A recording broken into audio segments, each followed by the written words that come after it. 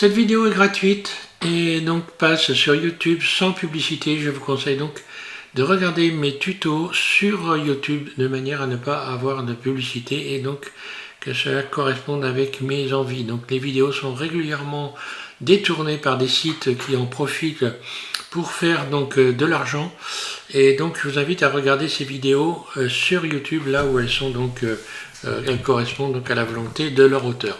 Donc je vous dis bonjour à tous. Déjà je vais répondre à à une question qui m'est posée donc par Sam Utile au sujet de l'effet Bloom que l'on a dans Eevee. Donc quand vous utilisez le mode Eevee dans Blender, vous avez la possibilité d'avoir du bloom que vous n'avez pas dans le mode cycle. En fait, si vous l'avez, sauf qu'il faut savoir comment faire, et pour ça il suffit d'utiliser compositing ici. Je vais vous expliquer donc comment vous pouvez retrouver un effet comme ceci, bloom dans un rendu avec le mode cycle. Alors je repars sur Blender 2.90 et je vous fais cette démonstration. Voilà, vous faites comme moi, je suis sur la version 2.93 de Blender. Vous commencez par ajouter donc une bestiole ici, un singe, hein, voilà. Le singe c'est pareil, on va directement lui donner une couleur de manière à ce qu'il ait une brillance. Voilà, c'est un peu mieux pour avoir un effet de... Voilà, je vais le lisser aussi, hein. Ombrage lissé, là, et puis aussi également le subdiviser ici, et lui mettre un petit peu de brillance. Donc j'ai utilisé évidemment pour subdiviser voilà, mais bon, moi j'ai dans mes menus favoris, hein. Ici je vais, oui voilà, mais un petit peu plus, et puis en ce qui concerne la couleur, vous baissez la rugosité de manière à avoir une brillance comme ceci. Là. Donc là on est, là je suis donc dans le mode cycle.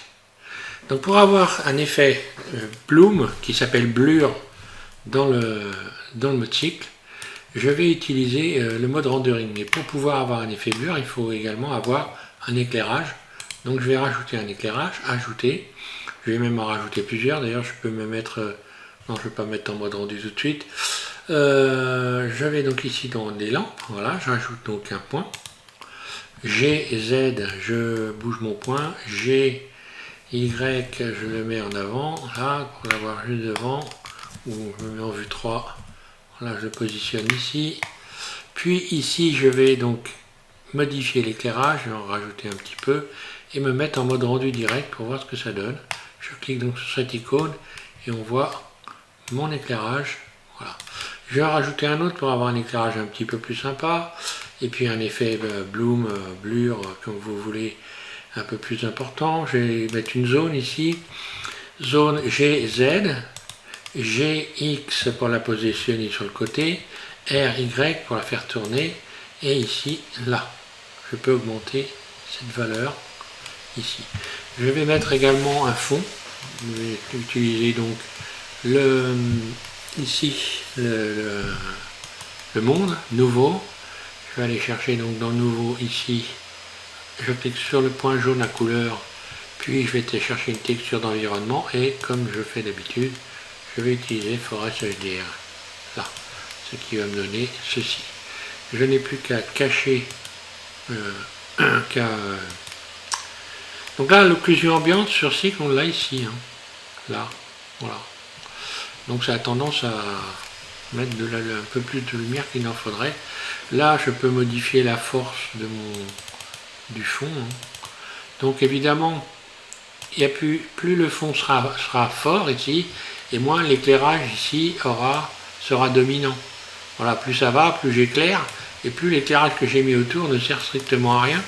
Donc ça, faut faire attention à régler l'éclairage, hein, de manière à avoir quelque chose qui soit... Donc voilà, je baisse un peu la force du monde, c'est juste pour avoir dans mon image ici les reflets du monde.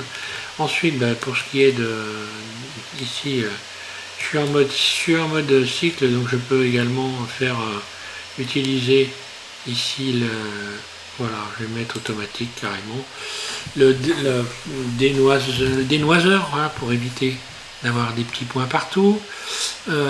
Également, lorsque je vais dans échantillonnage, bon là c'est fait, je fais le tour, hein, je vais donc maintenant le monde, je vais dans le monde et je vais donc dans réglage, non, pardon, dans visibilité du rayon, pour avoir un fond noir. Hein.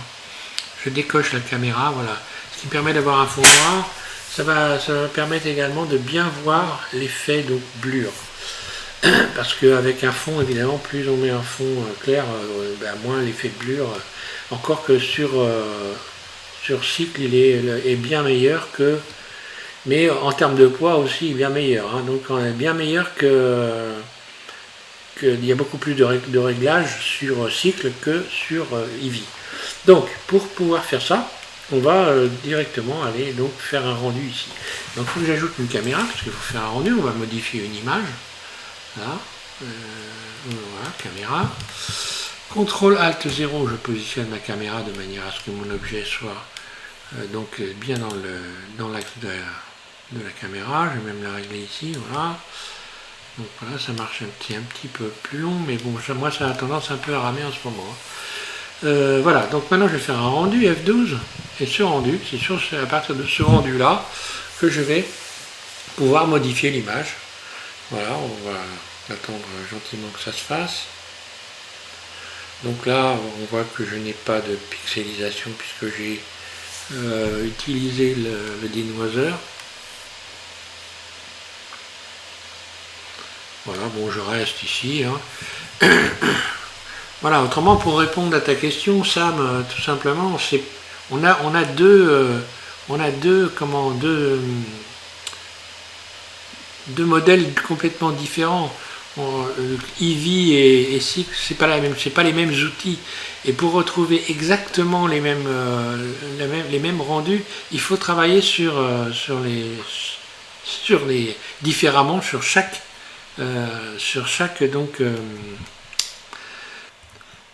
modèle de rendu. Voilà, cherchez-moi. Donc alors pour pouvoir maintenant, on a donc un rendu, hein, donc on peut le fermer. Hein. Voilà, on a un rendu, et à partir de là, Blender, lui, a gardé en mémoire ce rendu. Et ce rendu, je vais pouvoir donc le modifier en allant ici donc dans Compositing, là. Donc là, il n'y a rien du tout. On va cliquer sur Utiliser les nœuds, là. Voilà.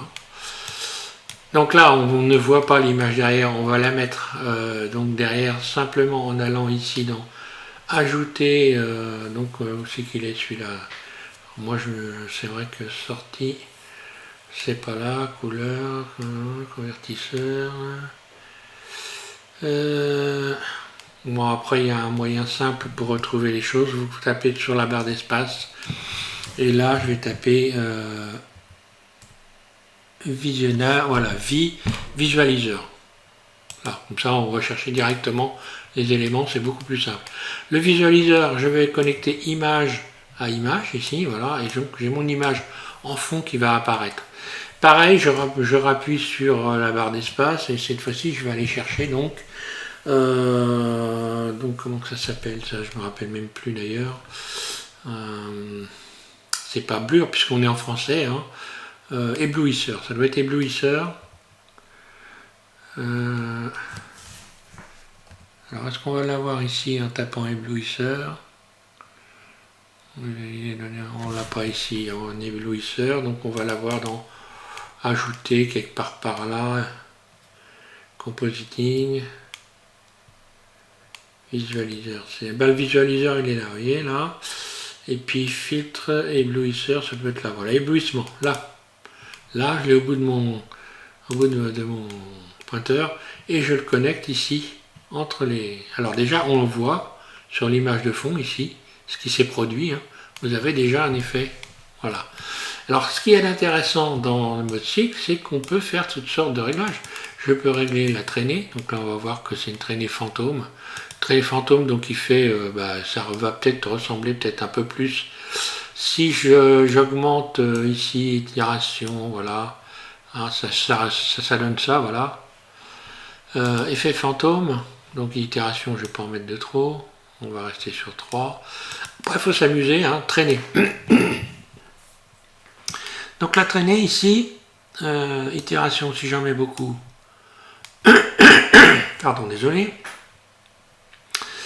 mélanger, limite, traîner, fondu si je baisse fondu, voilà, fondu j'augmente ici, voilà ce que j'obtiens.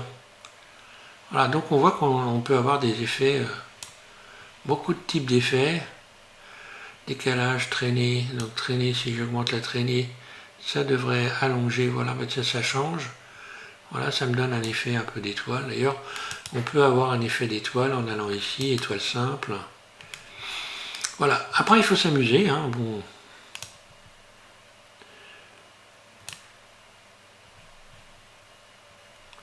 Mélanger, itération, moyenne, basse. Là, basse, ça augmente, hein, enfin voilà. Donc voilà, là on a l'effet, après il suffit de faire joujou avec tout ça. Hein, alors, maintenant, pour avoir le rendu, ça va être un peu particulier, parce que pour avoir une image de rendu, il faut donc aller ici, donc dans Rendering, là.